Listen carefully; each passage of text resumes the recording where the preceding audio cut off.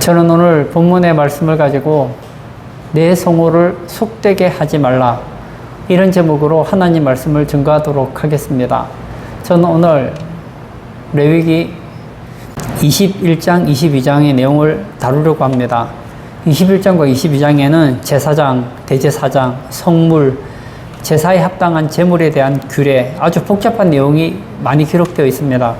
이런 규례들을 묵상하고 삶에 적용하기 어려운 이유는 여기 나오는 이 법들은 의식법이기 때문입니다.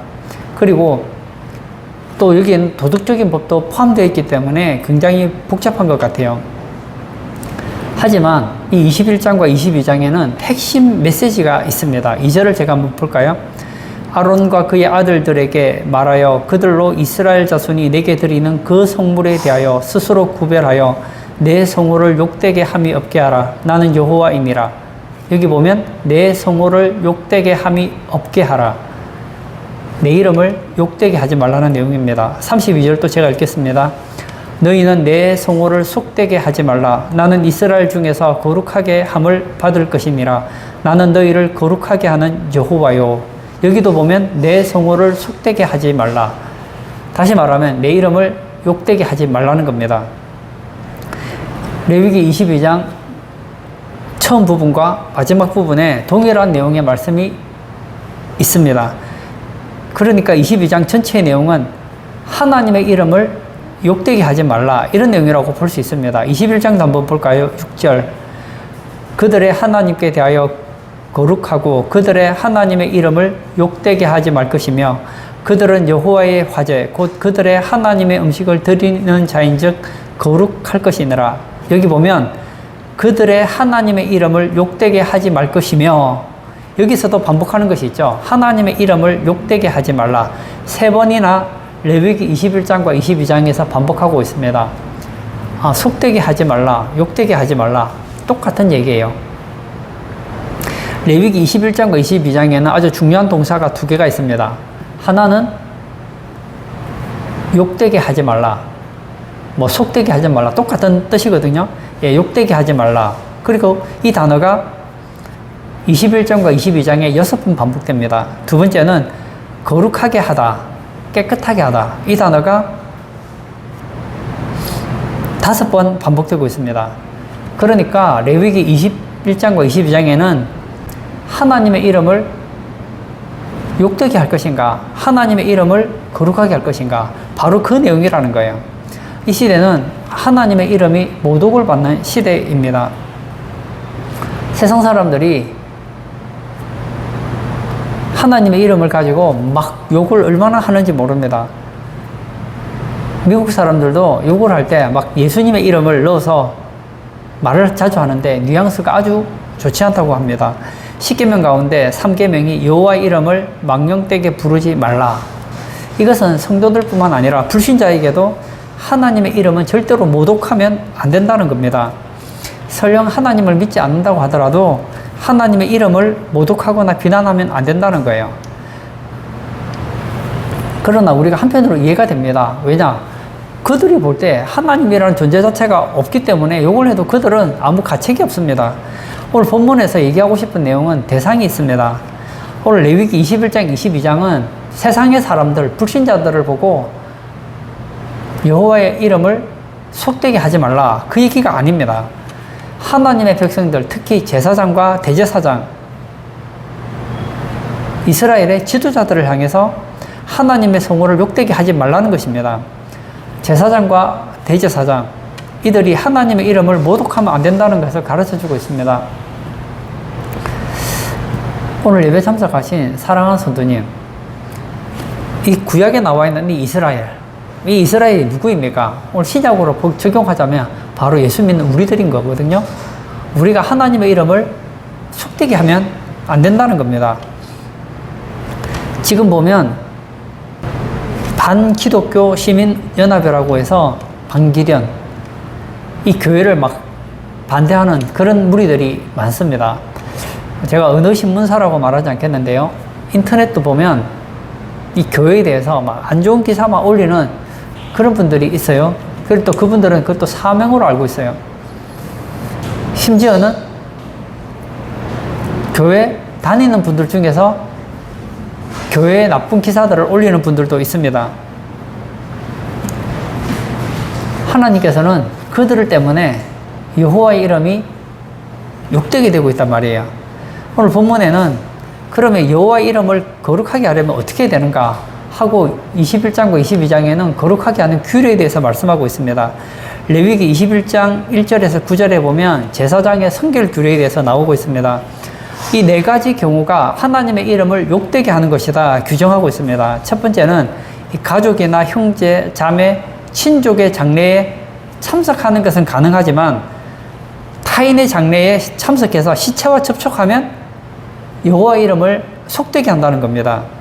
두 번째, 이방 종교를 믿는 사람들은 왜 그렇게 하는지 모르겠는데 종교 행위 중에서 머리를 대머리로 깎는다든지 수염의 양편을 깎거나 살을 베는 행위가 있었다는 거예요. 그런데 하나님께서는 제사장들에게 이런 일을 해서는 안 된다는 겁니다. 세 번째는 예를 들어 기생이라든지 부정한 여인, 이혼당한 여인과 결혼하면 여호와 이름을 욕되게 하는 거랍니다. 그래서 과부라든지 잘못하지 않은 남편에게 버림받아서 이혼당하는 경우도 있잖아요. 그래서 정당하게 이혼한 여인과는 결혼할 수 있지만 기생이라든지 부정한 여인, 이혼당한 여인과 결혼하는 경우는 하나님의 이름을 욕되게 한다는 거예요. 네 번째는 제사장의 딸이 행음하는 경우입니다. 이것은 아비를 욕되게 하는 것으로 불태워 죽여야 한다는 겁니다. 이것을 여러분 오늘날 그대로 적용할 수는 없습니다. 왜냐, 이 규례들은 의식법에 속하기 때문에 오늘 그대로 적용하기는 어렵습니다. 뿐만 아니라 레위기 21장 16절에서 24절에 보면 아론의 자손들 중에서 신체적인 결함이 있는 경우에는 성물은 먹을 수 있지만 제사는 드릴 수 없다는 내용이 되어 있습니다. 왜냐하면 신체적인 결합이 있는 사람이 이 제물을 들거나 자르기 어렵고 불태우기가 쉽지 않기 때문에 제사를 하지 못하도록 했다는 거예요. 그리고 레위기 22장 1절에서 16절에 보면 제사장이 먹을 수 있는 음식이 있습니다. 그런데 부정한 상태에서는 먹어서는 안 된다는 거예요. 우리가 알다시피 이 소제를 드릴 때 가루 있잖아요. 이 소제물은 먹을 수 있어요. 또 화목제 같은 경우에는 이 흔든 가슴 그리고 우편 뒷다리는 먹을 수 있습니다. 그런데 제사장이 성물을 먹을 때 나병이라든지 성병 등 부정한 요소가 있으면 먹지 말라 그렇게 얘기를 하고 있습니다. 또 이 제사장의 가족들도 먹을 수 있지만 돈으로 산 품꾼들도 제사장의 가족으로 대우를 받아서 먹을 수 있습니다. 그러나 외국인이나 임시로 고용된 품꾼 또 외국인에게 시집간 딸 경우에는 성물을 먹을 수 없도록 했다는 거예요. 그리고 레위기 22장 17절에서 30절에 보면 제물을 드릴 때는 반드시 흠없는 수컷이어야 된다는 거예요. 이 짐승의 새끼를 제물로 드릴 때는 8일째부터 제물을 드릴 수 있다는 거예요. 태어난 지 갓 태어난 그런 짐승 바치지 말라는 거예요. 너무 잔인하기 때문에. 또 어미와 새끼를 같은 날 동시에 잡아서는 안 된다는 거예요. 동물이 그런 걸 느끼는지는 잘 모르겠는데 예를 들어서 어미 짐승과 새끼 짐승이 있는데 보는 데서 새끼 짐승을 죽인다. 그럼 어미 짐승이 볼 때 얼마나 가슴이 찢어지겠습니까?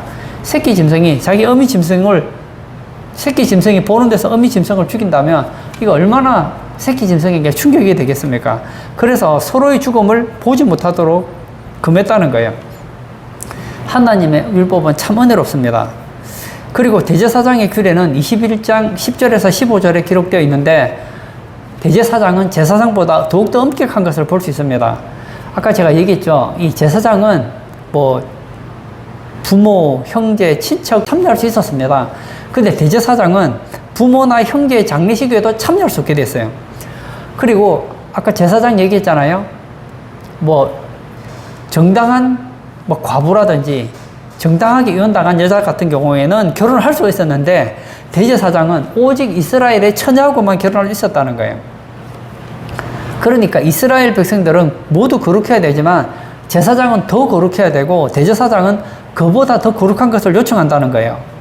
여러분, 제가 조금 전에 이 제사에 대한 거룩에 대한 얘기들을 제가 해드렸는데 이것을 오늘날 그대로 적용할 수는 없습니다. 그런데 여기는 아주 중요한 영적인 교훈이 있다는 거예요. 그게 뭐죠? 교회 안의 지도자는 일반 성도들보다 더욱더 거룩하고 덕을 세우는 삶을 살아야 된다는 겁니다. 디모데전서 3장과 디도서 1장에 보면 감독과 장로의 자격이 나오는데 그들의 자격 요건 중에 능력보다는 성결이 더욱 중요시되고 있는 것을 보게 됩니다. 따라서 개인적인 성결, 가정적인 성결, 사역적인 성결을 교회 지도자는 유지해야 된다는 거예요. 따라서 교회에서 성결하지 못하는 사람은 교회에서 중직을 맡으려고 하면 안 된다는 겁니다. 이건 참 슬픈 이야기인데요. 요즘에는 신학생들 중에도 동성애자가 있다고 합니다. 그래서 어떤 분이 그런 얘기를 하더라고요. 이제 앞으로는 담임 목사를 청빙할 때 사모님을 같이 불러서 사모님 얼굴을 한번 보고 대화를 나눠야 된다는 거예요. 왜냐? 목사님이 남자잖아요. 목사님이 왔는데 사모님이 남자면 어떡합니까? 미안하지만 이런 사람은요, 목사하면 안 됩니다. 자격 미달이에요. 자격 미달. 두 번째, 대제사장은 완전해야 된다는 겁니다. 오늘 레위기 21장과 22장에 여호와 이름을 거룩하게 하는 것, 여호와 이름을 속되게 하는 많은 규례들 중에 대제사장이라는 얘기를 제가 했잖아요. 이런 대제사장은 어떤 사람들이었습니까? 오늘 성경에 보면 이 완전한 사람이었다는 거예요. 근데 사실은 대제사장이 완전하게 흠도 없고 티도 없는 그런 대제사장이 있을까요? 없다는 겁니다. 그러면 오늘 본문에 나와 있는 이 대제사장은 대체 누구를 말하는 것일까요? 바로 예수 그리스도를 가르쳐 줍니다. 예수 그리스도 이 대제사장은 죄가 없고 완전하고 절대적으로 거룩성을 지닌 분이라는 거예요. 예수님께서 십자가에 못 박혀 죽으셨는데 빌라도도 그리고 그 주변에 있는 측근들도 예수님의 죄를 발견하지 못했습니다. 그리고 예수님이 죽는 것을 목격했던 그 현장의 사람들도 뭐라고 얘기합니까? 죄가 없다. 그렇게 얘기를 했잖아요. 예수님이 완전한 성결을 지닌다는 것은 굉장히 중요합니다. 그 이유는 예수님께서 죄가 없으셔야지 우리 죄값을 갚아줄 수 있는 자격자가 되기 때문입니다. 속죄는 점도 없고 흠도 없는 분이 되어야 합니다. 만약에 예수님께서 흠이 있다. 그러면 우리의 죄를 속죄할 수 있는 대제사장으로 부족하다는 거예요. 그리고 예수님을 믿는 자에게 예수님께서는 자기의 의를 전가해 주셔야 되는데 예수님이 어렵지 않다면 예수님이 자기 의로운 의를 전가해 줄 수가 없잖아요. 사람이 아무리 공로를 행해도 천국에 들어갈 수 없습니다. 예전에 복음송에 이런 노래가 있었어요. 천국에 들어가는 길은 예수님뿐이지요. 황금집으로 가는 길도 예수님뿐이지요. 다른 길은 없어요. 다른 길은 없어요. 이런 노래가 있었어요. 여러분, 아무리 착해도 천국에 들어갈 수 없습니다. 아무리 세상 사람들이 볼 때 거룩하게 살아도 들어갈 수 없습니다. 왜냐? 우리의 의는 누더기와 같아서 우리의 의를 가지고는 천국에 들어갈 수 없습니다. 천국에 들어갈 수 있는 사람은 누구만 들어갈 수 있느냐? 의로운 사람만 들어가요. 어느 정도 의로워야 되느냐? 머리부터 발끝까지 완전한 의를 가지고 있어야 됩니다. 자, 여쭤보고 싶은데요. 여러분들은 지금까지 여러분의 의는 하나님 보실 때 흠도 티도 없는 완전한 의를 가졌다고 생각하십니까? 없잖아요. 그런데 방법이 있죠. 예수님께서 대제사장으로서 우리에게 예수님의 그 거룩한 의를 덧입혀 주신 거예요. 사실은 우리는 어렵지 않습니다. 우리는 어렵지 않지만 예수님의 의를 덧입었기에 우리가 천국에 갈 때 하나님 한 가지만 봅니다. 우리가 어떤 옷을 입었는가? 예수님의 의에 세마포를 입고 가면 누구나 넉넉하게 천국에 들어갈 수 있다는 거예요. 그리고 예수님은 죄가 없으신 분이시기 때문에 우리를 위해서 중보자가 될 수 있다는 거예요. 우리를 위해 중보해 줄 수 있는 분은 오직 예수님 한 분밖에 없습니다. 흔히 요즘에 이 중보기도라는 말이 많이 유행을 하죠. 저는 그분들이 말하는 중보기도의 개념을 저는 이해하고 있습니다. 다른 사람을 위해 기도할 때 우리가 중보기도한다 그렇게 얘기를 하는데 이 중보라는 것은 하나님과 인간 사이에 이 중간에 중보하는 역할을 하는 사람이 중보자거든요. 근데 사실 하나님과 인간 사이에 중보할 수 있는 사람은 예수님밖에 없습니다. 우리는 중보기도를 하는 사람들이 아니에요. 정확하게 말하면 도구입니다. 하나님과 사람 사이에 우리는 그 사람과 똑같은 자격으로서 그 사람 옆에서 돕는 기도를 해주는 사람이지 하나님과 인간 사이에 중보자로서 기도해 줄 수 있는 분은 예수님밖에 없다는 거예요. 그래서 이제 주변에서 중보기도 얘기를 하면 아 그냥 도구기도구나 그렇게 아시면 될 것 같아요. 뿐만 아니라 중요한 영적인 교훈은 거룩한 것은 거룩하게 여겨야 된다는 거예요. 여러분 세상에 있는 모든 것이 다 들어온 것은 아닙니다. 제사장이라든지 대제사장은 거룩한 존재입니다. 그리고 하나님께 드려지는 제물은 거룩한 것입니다. 대제사장을 만나주시는 성소 거룩한 곳이고 하나님께서 대제사장을 만나주는 지성소도 거룩한 곳이고 하나님 말씀도 거룩하고 하나님 명령도 거룩하다는 거예요. 따라서 우리가 하나님의 그 거룩한 것을 거룩하게 여기지 않을 때 속되게 된다는 거예요.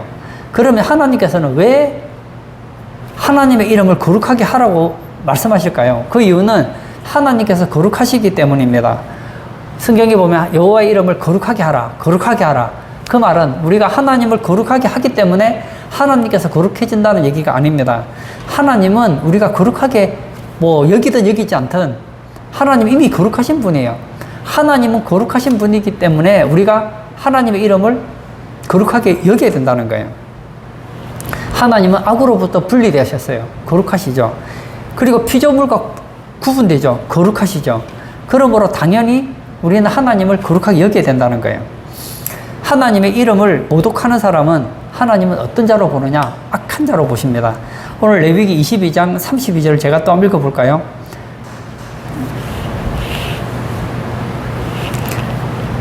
너희는 내 성호를 속되게 하지 말라. 나는 이스라엘 자손 중에서 거룩하게 함을 받을 것임이라. 나는 너희를 거룩하게 하는 여호와여. 하나님은 자신이 거룩하신 분이시기 때문에 우리를 거룩하게 할 수 있다는 거예요. 그리고 하나님은 우리를 마귀와 지옥으로부터 건져내신 구원자가 되기 때문에 우리는 하나님을 거룩하게 여겨야 된다는 겁니다. 레위기 22장 33절 제가 또 읽겠습니다. 너희의 하나님이 되려고 너희를 애굽 땅에서 인도하여 낸 자니 나는 여호와이니라. 너희를 어디서 인도했다고요? 애굽 땅에서 인도해 냈다는 겁니다. 여러분, 성경에서 애굽 땅은 마귀와 지옥에서 건져낸 것을 상징하고 있습니다. 사실은 우리가 볼 때는 이 땅에 많은 사람들이 있지만 하나님의 눈으로 볼 때 이 땅에 있는 모든 인간들은 사실은요 마귀의 종이에요.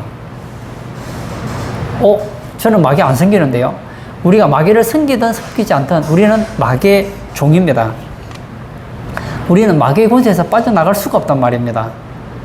우리는 본질상 진노의 자녀입니다. 왜냐? 마귀를 섬기는 자였기 때문에.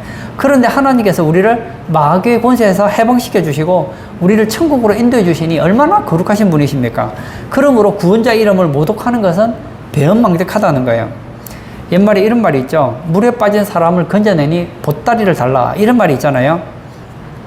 하나님께서 우리를 죄에서 건져주시려고 우리를 마귀에서 건져주시고 우리를 저주에서 건져주시고 우리를 사망에서 건져주시고 우리를 수고하고 무거운 짐에서 건져주시려고 예수님께서 우리를 위해 십자가에 죽으시고 피 흘리시도록 하나님께서 그의 아들 예수님을 보내신 거 아닙니까? 그러면 평생 감사해도 다 감사하지 못할 텐데 오히려 하나님을 욕하지 않습니까? 세상 사람들 보세요. 심지어는 저는 교회 다니시는 분들이 그런 거 보면 저는 참 마음이 아프더라고요. 아니 내가 교회 가서 예수님을 믿었는데 왜 하나님은 내게 복을 안 주시느냐는 거예요. 아니라니까요. 예수님은 믿어주는 게 아니에요. 우리를 위해서 하나님께서 그의 아들을 보내주셨다니까요.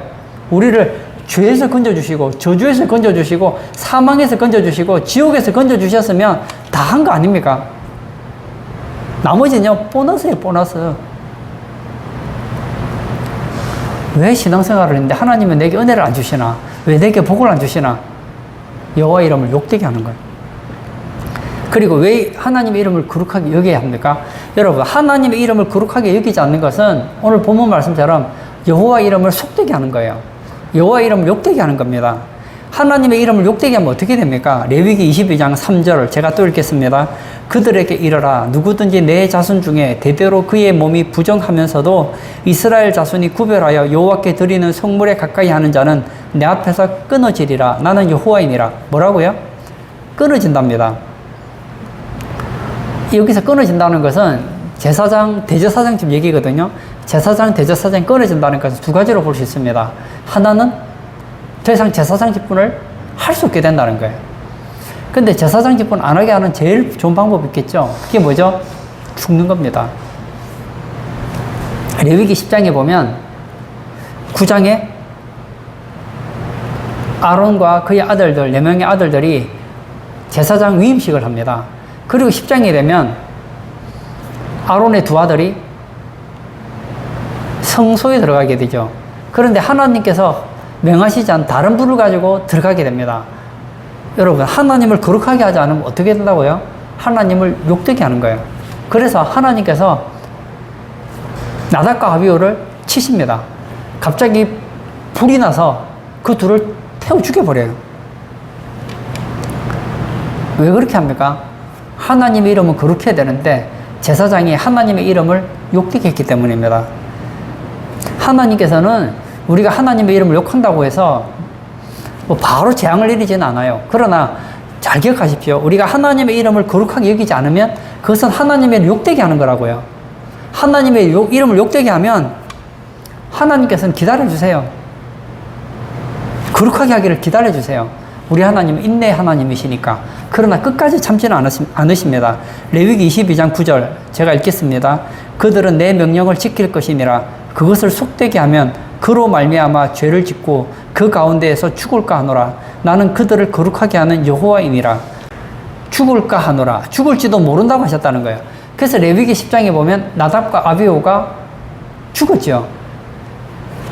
오늘 우리에게 적용시키면요, 우리도 사실은 하나님의 이름, 여호와 이름을 거룩하게 하지 않으면 죽을지도 몰라요. 고린도전서에 보면 성찬을 드리면서 욕되게 하는 사람들이 있었습니다. 그 성찬에서 여호와 이름을 욕되게 하는 사람들이 있었습니다. 그래서 하나님께서 그들 중 일부를 쳤어요. 쳐가지고 그들 중에 죽는 사람이 나왔단 말입니다. 오늘 성경이 말하잖아요. 죽을까 하노라. 그럼 다 죽여버리면 누가 나겠습니까? 그래서 일부는 살려두시는 거예요. 어떤 사람을 경고를 통해서 일부를 벗기죠. 그 사람을 통해서 여호와 이름을 속되게 하면 안 되겠구나를 깨닫게 해주신다는 거예요. 그러면 이 시대에 우리가 거룩하게 여겨야 될 대상이 있다는 거예요. 저는 오늘 7가지 얘기를 하고 싶은데요. 첫 번째는 하나님의 이름입니다. 하나님의 이름을 함부로 부르면 안 된다는 것입니다. 10계명의 3계명이 뭡니까? 여호와 이름을 망령 때 일컫지 말라. 저는 영어를 잘 못하지만 영어에 보면 뭐 하면 어쩌고 저쩌고 하잖아요. 그러지 마세요. 욕할 때 지저스 저거 하는데 하지 마십시오. 하나님 이름과 장난치지 마십시오. 이것은요, 하나님의 이름을 거룩하게 여기지 않는 것은 뭐라고요? 하나님의 이름을 욕되게 하는 거예요. 두 번째는 하나님의 아들이신 예수님입니다. 요한복음 5장 23절에 이는 모든 사람으로 아버지를 공경하는 것 같이 아들을 공경하게 하려 하심이라. 아들을 공경하지 아니하는 자는 그를 보내신 아버지도 공경하지 아니하느니라. 하나님의 아들 예수님을 거룩하게 대해야 됩니다. 공경해야 된다는 거예요. 어떤 분들이 이런 분들이 있습니다. 나는 하나님을 직접 섬기지 예수님은 믿지 않는다. 그런 분들이 계십니다. 아닙니다. 하나님이 보내신 아들을 믿지 않는 자는 하나님 믿는 사람이 아니에요. 왜냐? 하나님께서 그의 아들을 보냈기 때문에 아들은 하나님 아버지의 그 말을 전하는 거예요. 근데 그 아들이 전하는 말을 믿지 않는다는 것은 아들을 믿지 않는 것이 아니라 그 아들을 보내신 하나님을 믿지 않는 것이기 때문입니다. 그리고 하나님과 인간 사이에 중보자는 예수님밖에 없습니다. 예수님을 통하지 않고서는 누구도 하나님께 나아갈 수 없습니다. 저는 여호와 증인을 만났어요. 여호와 증인을 만나서 얘기하면서 여호와의 증인, 여호와를 증거한다는 거예요. 그 여호와의 증인, 이름이 참 좋잖아요. 여호와의 증인. 이 얘기를 들어보니까 여호와의 증인은 예수님을 안 믿더군요. 그들은 어떻게 구원받느냐? 여호와를 증거해야지, 사람들과 여호와를 믿게 해야지 구원을 받지 예수 믿어가지고는 안 된다고 하더라고요.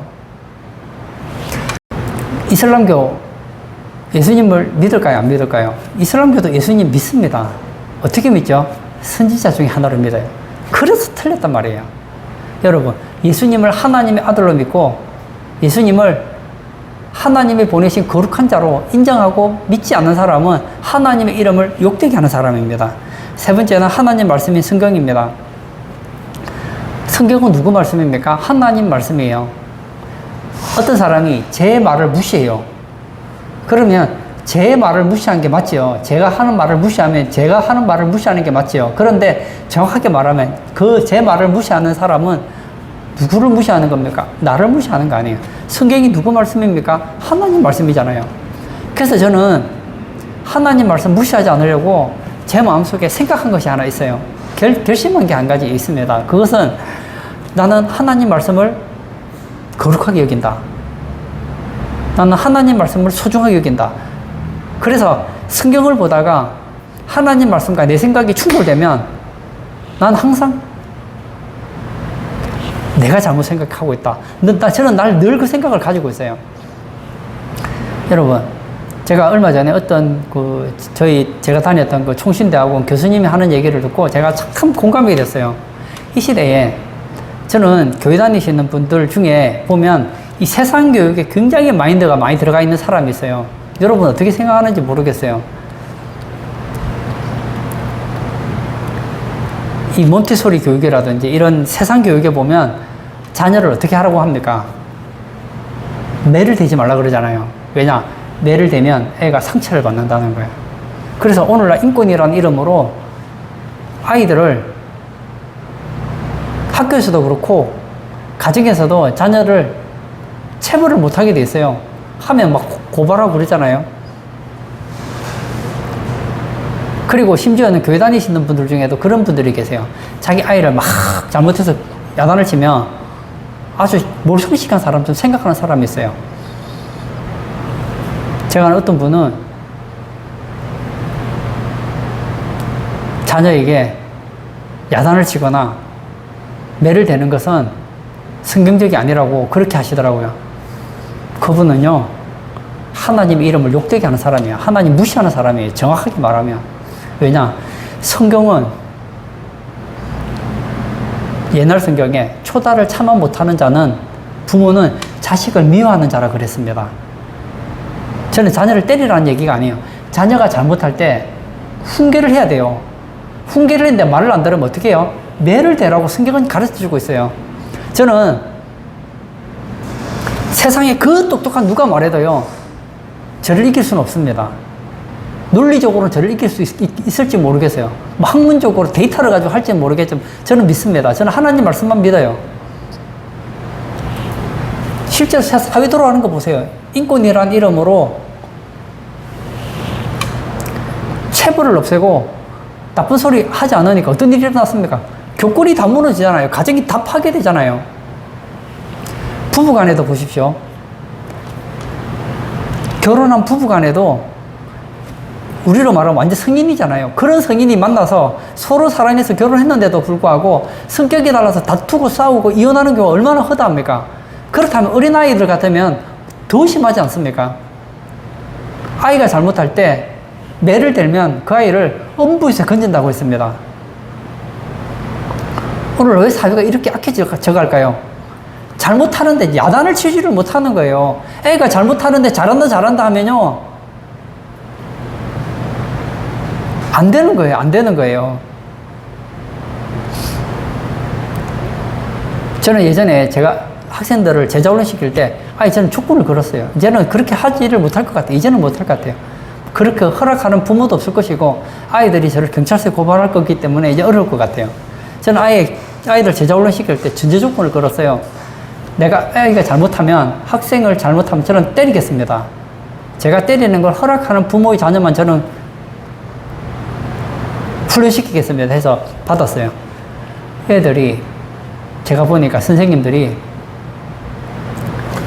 힘들어하고, 집에서도 힘들어하고, 학교에서도 힘들어하고, 요즘 말로 꼴통인 애들만 다 저한테 보내더라고요.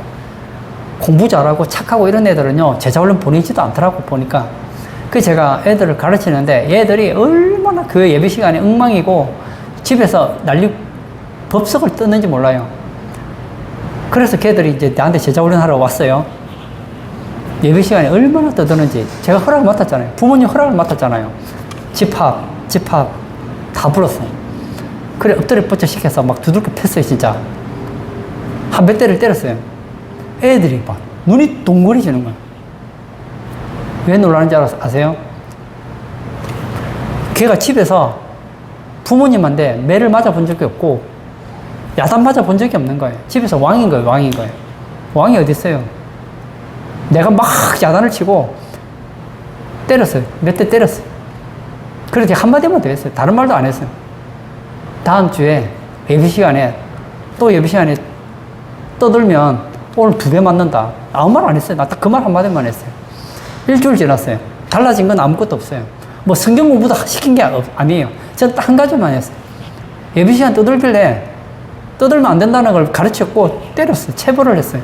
그 다음 주 예배 시간이 됐는데 떠드는 애가 한 명도 없는 거예요. 한 명도 없는 거예요.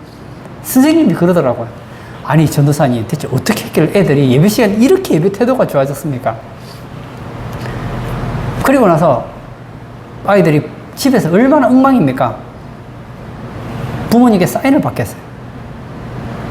앞으로 부모님께 존댓말을 써라. 그리고 부모님께 사인을 받아오라고 그랬어요. 존댓말 쓰는지 쓰지 않는지. 그리고 몇 가지 규칙을 줬어요. 한 달 만에 애가 몰라보게 달라지는 거예요. 저는 성경을 믿습니다. 또 한 가지. 제가 이런 얘기를 하면 고리타분하다고 많은 분들이 생각합니다. 심지어 교회 다니시는 분들 중에도 그런 분들이 계십니다. 왜 예수님만 믿어야 구원을 받는가? 심지어는 목사님들 중에도 그런 분들이 계시더라고요. 우리는 예수님 믿어서 구원받지만 다른 종교를 믿는 사람은 그 종교를 믿어서 구원을 받는다. 그렇게 가르치는 분들이 계시더라고요. 저는 모르겠어요. 그분들은 그렇게 믿을지 모르겠지만 저는 믿지 않습니다. 저는 그분들은 하나님의 이름을 욕되게 하는 분이라고 저는 믿습니다. 왜냐? 예수님께서 말씀하시기를 천하 인간에게 구원받을 다른 이름을 주지 않았다고 했기 때문입니다. 저는 하나님의 이름을 소중하게 여깁니다. 따라서 하나님 말씀도 소중하게 여깁니다. 성경이 그렇다고 하면요, 게임 끝난 거예요. 사회생활 하다 보면 술도 좀 마실 수 있는 것이고, 뭐 술 마시다 보면 취할 수도 있는 것이지, 뭐 신앙생활 하는 사람들이 꼭 술을 뭐 그렇게 뭐 금주까지 해야 됩니까? 술 취하지 말라. 이는 방탕한 것이니 성령의 충만을 받아라. 성경이 얘기하잖아요. 왜 자기의 불법을 궤변으로 늘어놓느냐는 겁니다. 저는 술 마시는 사람을 저는 탓하는 게 아닙니다. 내가 잘못하고 있는 것을 인정은 해야 될 거 아니에요. 하나님을 인정한다는 것은 내가 그렇게 살든 살지 않든 그건 내 문제예요. 그러나 하나님 말씀 옳다고 인정을 해야 되는데 하나님 말씀 인정을 안 해요. 어떤 분들은 그러더라고요. 아, 어떻게 성경대로 다 삽니까? 예, 못 살죠. 못 살지만 그건 내가 약해서 그런 것이지 성경이 틀린 건 아니잖아요. 그분들이 말하는 그 말에는 뭐가 있느냐? 성경대로 살면 망한다. 성경은 맞지 않다. 오늘 이 시대는 고리타분한 그런 세상의 지식이 지나지 않다. 그런 생각을 가지고 있단 말입니다. 아닙니다. 성경은 하나님의 지혜예요. 네 번째는 하나님의 날입니다. 주일을 거룩하게 대해야 됩니다. 주일, 주의 날이라는 거예요. 안식 후 첫날, 예수님께서 부활하심으로 구약의 안식일의 완성이 주일에 완성됩니다. 그리고 이 주일은 마지막 천년왕국의 모형입니다. 마지막 천년왕국에는 영원한 안식이 우리를 위해서 기다리고 있습니다. 그래서 이 안식일은 뭐 하는 날이냐? 하나님을 거룩하게 하고 나를 거룩하게 하는 날이라는 거예요. 다섯 번째는 하나님이 주신 은혜의 수단들입니다. 은혜의 수단들이 뭐가 있을까요? 예배, 세례, 성찬, 교회 의식 이런 것들이 있습니다. 여러분, 하나님께서 주신 은혜의 수단들을 소중하게 여기는 것, 이것이 하나님의 이름을 거룩하게 여기는 겁니다. 예배 시간에 제가 예전에 제가 예배 주일학교를 맡든지 어떤 부서를 맡으면 제가 예배 시간에 학생들을 야단을 엄청나게 많이 쳤어요. 그 이유는 내가 너무 거룩해서가 아니에요. 예배가 뭐 하는 시간입니까? 하나님께서 공개적으로 우리의 예배를 받으시는 시간이 그 예배 시간이잖아요. 하나님께서 존경을 받는 시간이 그 시간인데 예배 시간에 막 지각을 해요. 물론 사정이 있는 사람이 있겠죠. 오려고 해도 올 수 없는 사람이 있잖아요. 저는 그런 사람을 얘기하는 게 아닙니다. 집에서 학생들이 엄마가 아빠가 교회 가라고 하는데 예배 시간 전에 보냈는데 애들이 가다가 오락실에 들어가고 요즘에 PC방 갔다가 오고 그래서 지각하는 거예요. 자기들이 올 수 있는데도 늦게 와요. 그리고 예배 시간 되면 막 스마트폰과 딴짓을 하는 거예요. 이거 뭐죠? 하나님의 이름을 욕되게 하는 거라는 거예요.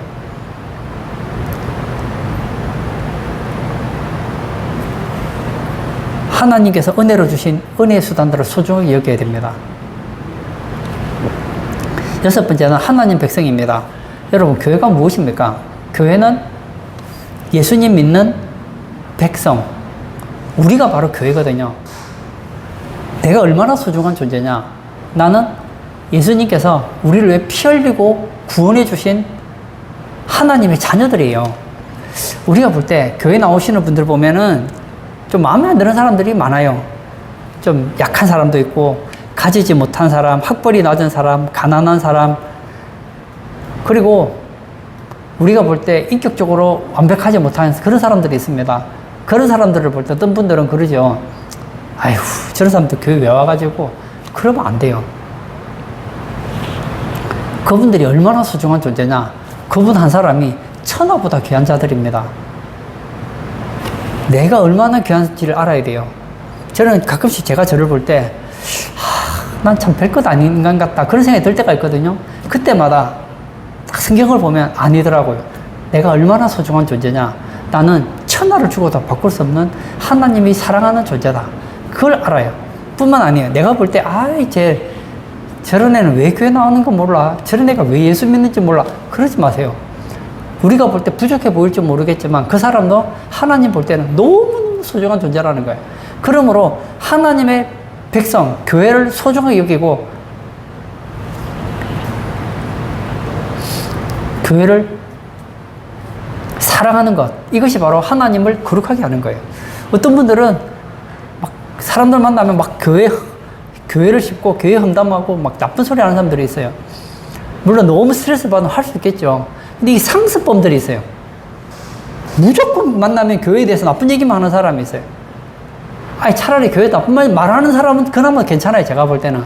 아예 인터넷에다가 교회에 대해서 나쁜 것을 막 써서 사람들로 교회에 대한 나쁜 이미지를 막 심어주는 사람들이 있어요. 이분들 진짜 하나님의 이름을 욕되게 하는 사람들입니다. 일곱 번째는 하나님이 쓰시는 종들입니다. 우리는 그들을 거룩하게 대해야 합니다. 하나님께서는 목회자를 소중하게 여기십니다. 하나님께서는 교회에 말씀을 주시죠. 누구를 통해 말씀을 주십니까? 천사를 통해 주지 않습니다. 모세를 통해 말씀을 주지 않습니다. 엘리야를 통해 말씀을 주지 않아요.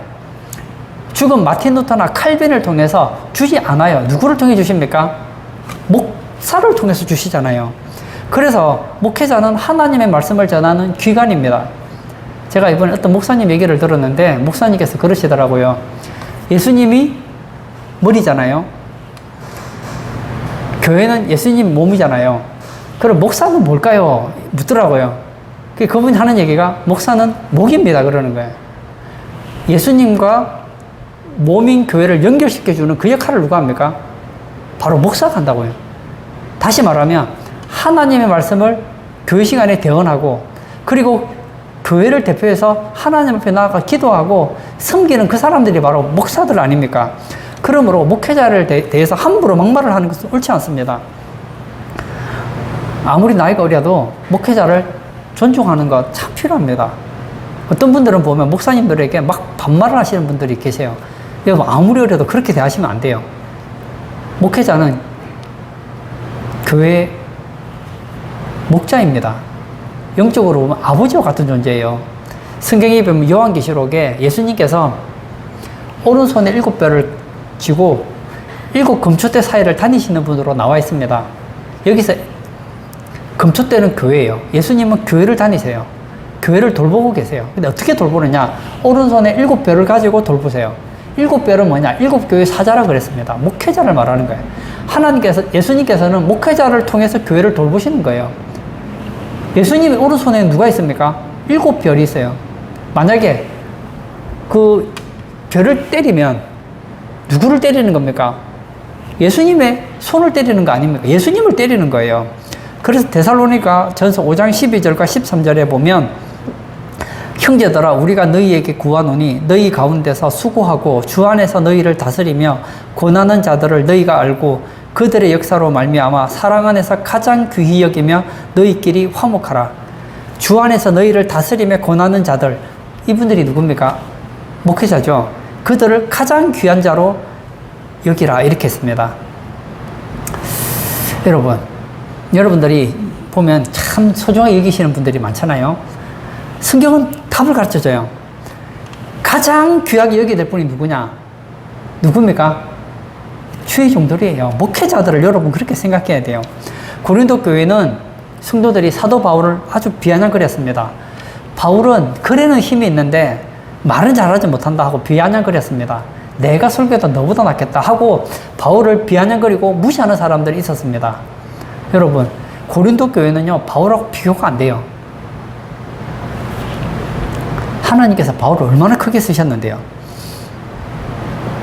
디모데후서 4장 14절에 보면 구리 세공업자 알렉산더가 내게 해를 많이 입혔음에 주께서 그 행한 대로 그에게 갚으시리니, 내게 해를 많이 입혔다는 것은 바울 개인을 말하는 것이 아닙니다. 바울은 목회자거든요. 목회자에게 해를 입혔음에 주께서 그 행한 대로 그에게 갚으시리니. 저는 그런 얘기를 많이 들었습니다. 교회에 보면 두 종류의 교인이 있습니다. 똑같이 예배드리고 봉사도 하는데 어떤 집은 안 돼요. 하는 일마다 안 돼요. 근데 어떤 사람은 똑같이 교회 봉사하고 섬기고 교회 일하는데 하는 일마다 잘 돼요. 차이를 봤더니 한 종류의 사람은 항상 뒤에서 목사님을 씹어요. 나쁜 말만 해요. 험담해요. 비방해요. 이런 사람은요, 안 돼요, 안 돼. 왜죠? 하나님께서 그 행한 대로 갚으시기 때문입니다. 그런가 하면, 저도 목사지만, 목사라고 해서 흠이 없는 사람들이 아닙니다. 목사님들은, 내가 진짜 주님 앞에서 흠도 없고 티가 없게 되기를 다 바라지요. 그런데 보면, 흠도 없고 티가 없는 사람이 누가 있습니까? 다 있지요. 그런데 그 약한 부분들을, 목사님도 사람인데 약하시지. 그럴 수 있지. 그러고, 목사님을 위해서 기도해주고, 목사님을 힘을 주는 사람이 있습니다. 얼마나 목사님들이 그런 분들을 보면 힘이 나는지 몰라요. 갈라디아서에 보면 바울이 갈라디아 교회를 너무너무 사랑했습니다. 갈라디아 교회는 바울을 얼마나 귀하게 여겼느냐. 사도 바울이 눈에 안젤이 있어서 눈이 좋지가 않았어요. 그때 갈라디아 교인들은 할 수만 있다면 눈이라도 빼어서 사도 바울에게 주기를 원했다고 했습니다. 여러분, 제가 만약 눈이 나빠서 수술해야 된다면 여러분의 눈을 하나를 저를 위해 주실 수 있겠습니까? 갈라디아 교인들은 자기 눈 두 쪽을 드리겠다는 거예요. 그렇게 사도 바울을 존경했다는 거예요. 이런 교회가 복 안 받겠습니까? 결론을 짓고자 합니다. 하나님은 누구십니까? 하나님은 거룩하신 하나님이십니다. 오늘 성경에서 하나님께서는 내 이름을 속되게 하지 말라. 나를 속되게 하지 말고 나를 거룩하게 하라 얘기하십니다. 저는 우리 성도님들이 하나님의 이름을 거룩하게 하기를 바랍니다. 우리가 하나님의 이름을 거룩하게 하지 않으면 하나님의 이름을 욕되게 하는 거예요. 하나님의 이름을 욕되게 하면 하나님께서는 참으십니다. 그러나 계속 하나님의 이름을 욕되게 하고 하나님의 이름을 속되게 하면 하나님께서 어떻게 하신다고요? 그 사람을 가만히 두시지 않겠다는 겁니다. 하나님을 거룩하게 하는 전 7가지 대상들에 대해서 말씀을 드렸습니다. 제가 했던 이 내용들을 좀 간직하셨으면 좋겠어요. 제가 성경 한 구절 읽고 마치려고 합니다. 사무엘상 2장 30절. 전 이 말씀을 참 좋아하는데 한번 들어보십시오. 그러므로 이스라엘의 하나님 나 여호와가 말하노라. 내가 전에 내 집과 내 조상의 집이 내 앞에 영원히 행하리라 하였으나 이제 나 여호와가 말하노니 결단코 그렇게 하지 아니하리라. 나를 존중히 여기는 자를 내가 존중히 여기고 나를 멸시하는 자를 내가 경멸하리라. 하나님은 어떤 분이십니까? 나를 존중히 여기는 자를 내가 존중히 여기고 나를 멸시하는 자를 내가 경멸하겠다고 말씀하셨습니다. 저는 우리 성도님들이 여호와를 정말 경외하기를 원합니다.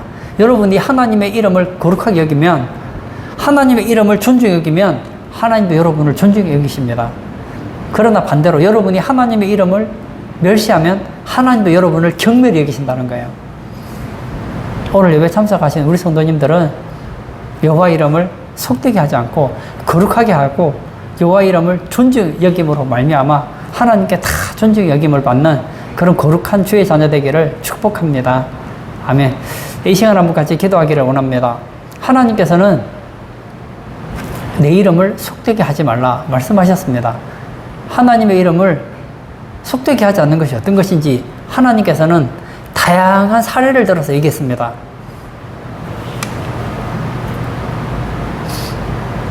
이 레위기의 내용들을 우리는 문자적으로 받아들일 수는 없습니다. 그러나 여기 영적인 교훈들이 있습니다. 하나님은 거룩한 분이시기에 우리에게 거룩히 여김을 받기 합당합니다.